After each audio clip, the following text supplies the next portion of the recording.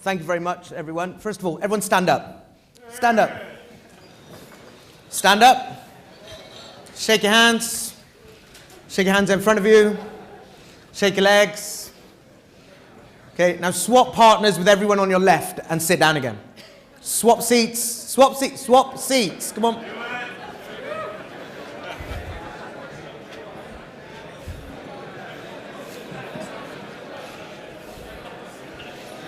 Shh. I didn't ask you to talk.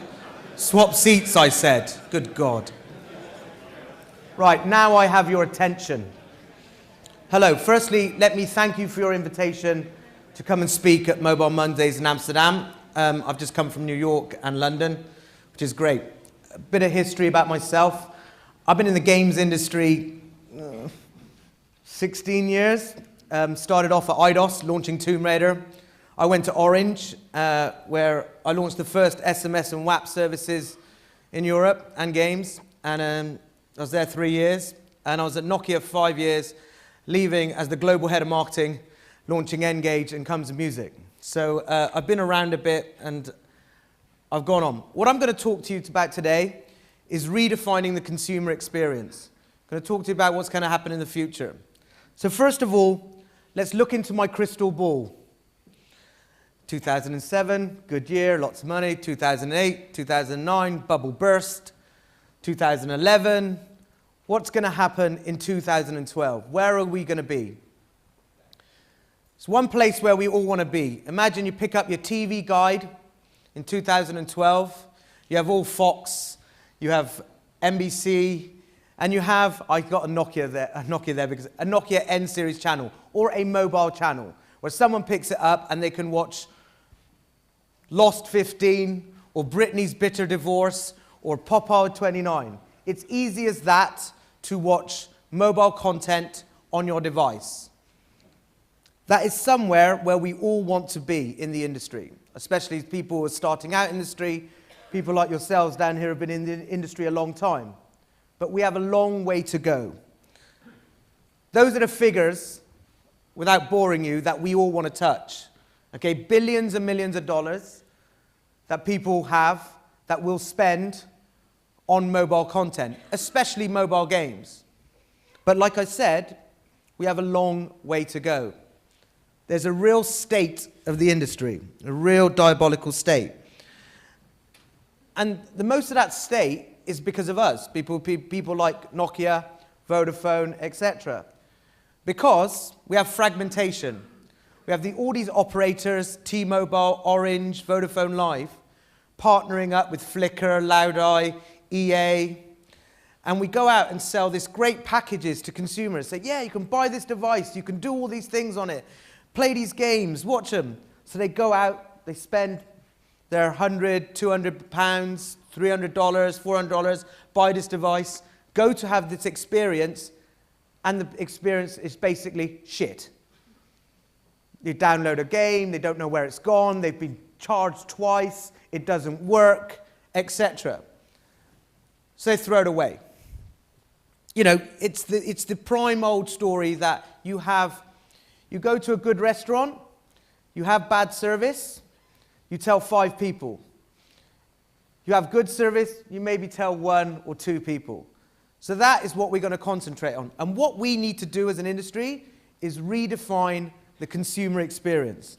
And I'm going to show you how we can do that. So, what do people really want? They want to watch TV programs on TV, on their plasmas, in their high def. They want to watch Dark Knight, etc. They have their laptops in their room, on MySpace, on Facebook, IMing and watching smaller programs. And they want to replicate that on this mobile device. And here's an example, and I can say this now because I've left Nokia, even though I'm still under NDA. Devices in the future become ubiquitous.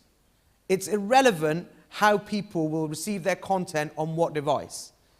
It's the platforms and the content that will drive the revenue and drive people to go and get there.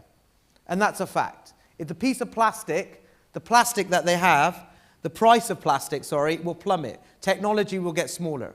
That's why companies like Nokia have these services. That's why we've launched Engage, and we launched Comes with Music. So we know that the models will change. So that's what people want. So how do we get there?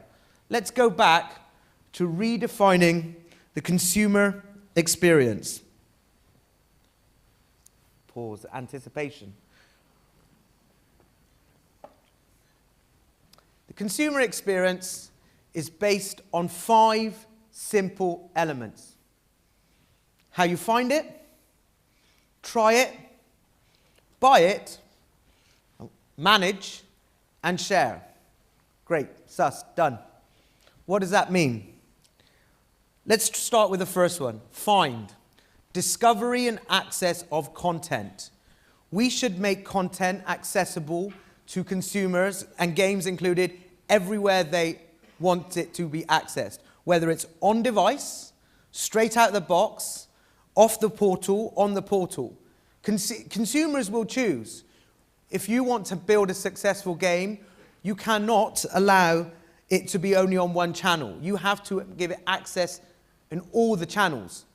The reason is consumers have different habits of accessing that content. And I'll give you an example. Mobile games are played on a short basis of time. So if you know you have a train journey or a commute journey which is only 15 to 20 minutes on the way home, you're sat at your computer, you're at work, you're working, or on Facebook, you've got 10 minutes to go. All you want to do is drag your game from your website onto your phone and play that game on the way home. It should be accessible. Or you're at the bus stop. You're sat at the bus stop, you're bored, you're waiting for a hoodie to come and stab you. No, I mean, you're sat there at the bus stop, you're bored, you flip out your phone, you go online, you see a game, you can download it. The same game. Games that you have an emotional attachment. So, find, very important. Again, here's my example of finding the game directly on the deck. Obviously, you have to work with handset manufacturers, you have to work with operators, you have to work with websites, you have to work with brands. But the opportunity is to get that content out there. They say content is king, but distribution is King Kong, period. So, try. You don't buy a pair of shoes if you haven't tried them on. You don't buy a jacket if you haven't tried it on. Same goes with any piece of mobile content, especially games. Try it. With console gaming, you either get a demo on the front of a magazine, or you've had a demo in a game prior to that. Everything on mobile games should be the same. Trial. A free trial is important, whether it be on the website, whether it be on the phone. Every product has to have a trial. Because what you're doing is you're anticipating and getting the consumer to like your product, engaging them. Otherwise, you'll have the problem that we have in the industry at the moment with the top 3 games on a operator's website, only the best-selling games. And they're usually the branded games. Tetris, Pac-Man, etc. And the reason is because they know what those games are. So again, get your games, if you're making games, to trial. Buy. Oops, sorry. I will go back. Buy. People buy games according to their social status. Have I paid the mortgage? Have I paid the school's rent? I will buy a mobile game. Right? That's the order they think about. Can I put food on the table? So it's not just about credit cards or operator billing or scratch cards.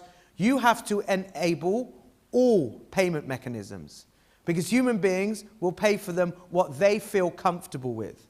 And that also works by territory. You get a lot of macro payments in Asia and micro payments in the US. But buying online with your credit card in the US is huge. Okay? Over the air billing is huge in Europe. So make sure your games have access to all the billing mechanisms and payments that you need. I said, I'm going to trip over that in a minute. Manage. When you buy food, you put it in the fridge. when you buy clothes, you put it in the cupboard. When you buy a mobile game, where does it go? You don't know. So you have to make consumers know manage and storage in an easy place. When you downloaded a game, does it store in the cache in your phone? Does it go onto your site? Where is that product stored? That's very important. And we, in the industry, have to educate the consumers where that is. Apple, I can say this now as well, Apple does that brilliantly. That's so good to say. Apple does it very well. They have a marketplace where you can go and you can download. Nokia's tried it. We had Preminet, we had Download, a marketplace where people go. But what we didn't do well is educate the consumer of where this can go. So managing your content is very, very important. And finally, share. No? Yes, sharing your content for free. So a lot of publishers look at this slide and go, no, super distribution. How are we going to make people pay for that? It's going to be unbelievable. It's never going to work. Well, it has to work. If you've had a good experience, it goes back to that experience as a human being. If you like something and you've done well, you want to pass it on. And that's what you need to do in your game. If you've played a level and you want someone to beat you, you should be able to Bluetooth that product to someone. You should be able to send it via email, via Bluetooth, over the air, etc., to be successful. So those are the 5 elements that I believe we should implement to redefine the consumer experience. And that's what we did with the 2 propositions at Nokia. We started off with the N-Gage, side-talking taco, right? That you had to change the game, you had to take the battery out, which was wrong. So we went back and now we built a software platform and the content of N-Gage, which was launched this year, based on those 5 elements. And that's the same with music. We have comes with music, but the music proposition we have is based on discovery and access, it's based on trial, it's based on buying, management, and share. So if you keep those core elements within producing your products, I think they will be successful. But what it will also do is become standard across the industry, that everyone knows. So if you do have a new game, you do have a new product that nobody understands, it's something that can work. And believe it or not, you know, we've had gluttony and greed in the world.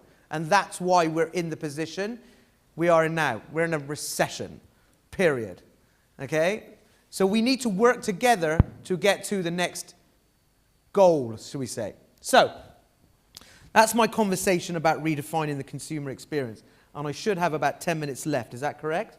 Right, so what I'm going to do the next 10 minutes is actually open it up, right, and have a bit more interactive. I want people to ask questions with each other or statements, and let's discuss them. And I'm going to start off this by asking you guys that, where is the future? What's going to happen? Okay? People can't pay the rent. People are losing their jobs. Where are they going to find the money to go and buy mobile games? Okay? And if you're all sitting there, yeah, we're going to make loads of money in the next couple of years, you're talking a load of bollocks. Because you're not. So what's going to happen? What you'll find, in theory, is 2 things. Number 1, consumer demand will go down. And I say that's a good thing. Because what people do, the human being, will invert back to the house. It will not buy new things, but it will educate itself on the things it has. It will learn what it does on the mobile device. They have a mobile phone in their house, and I expect, and research shows us, half the time they don't know what that mobile device does. Because they can't afford to go out, they'll do more. Also, they have broadband access or internet access, and they'll learn and educate themselves what they can do on the internet. Why is that good for our industry? The most expensive thing in our industry is educating a consumer of what you can do on a mobile device, on a game.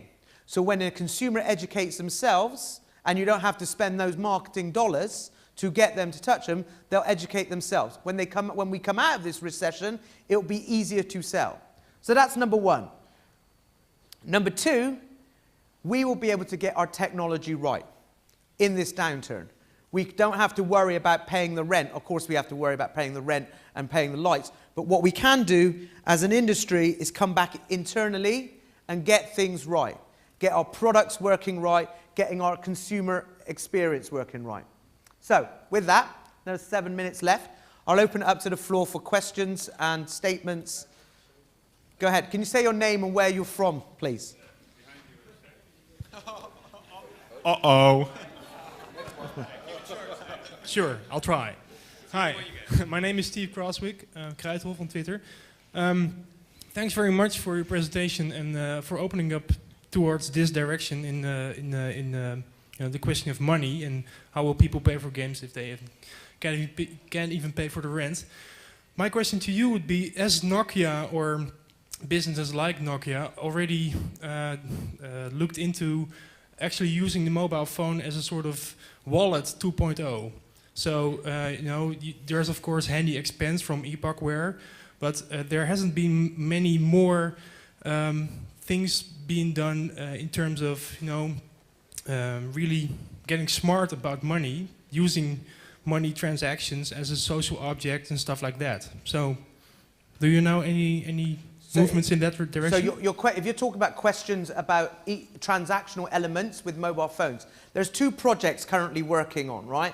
Visa is working something on a PayPass. I live in America, and on my credit cards we have a thing called PayPass. You can go into certain states in America and take your a certain mobile device and pass it in McDonald's over the PayPass element, right? And that will take off a macro payment off your Visa bill. Those are being trialed now across the states. That's one I know of. Number two, legislation is being passed in certain countries, okay, because the financial systems are so prehistoric, and it's because our banking, and there's a lot of banking reform coming across the world, in EU, in America, because of the state we're in. And in those reforms, there are small committees being set up to bring in digital elements into that banking reform of how payments are made. And part of that digital reform, there will be a mobile element. So whether it works or not, I don't know, but that's my answer to your question. Anyone else? Hello, my name is Monique de Haas from Domesday Media. I have a question through Twitter. Marjolein wants to know if you can give any figures about the mobile game and the future of mobile games, as in sales. I don't have any figures off my top of my head, but the best I advise you, I think, Barry, you got some figures? No, but best, I don't off the top of my head. I can get you some, or if you go to, I advise ComScore or, ComScore and M-Metrics. If you go online, they're the best figures to get the future. But remember, it's really difficult to predict because it's just, okay? But I don't have any top of my head. Okay, there's the next one here. Hi, my name's Rob Shepard. My organization is the Eduverse Foundation. We're interested in virtual environments. What I'd like to know, and what I've been trying to look into for some time, is when will telephones and networks be up to speed enough to house virtual networks? Like, imagine Second Life or a 3D gaming environment for the telephone, for a mobile device. Again, I don't have a specific date. I can't say when. If you look at some of the 4G environments, I was at CES this year, you look at some of the technology coming through there. We're working on a project, I was working on a project with Dave Stewart from the Eurythmics, where we call a virtual world, where you can go in and buy music in this virtual world. Honestly, I've seen technology that can deliver it now, but why would you want to?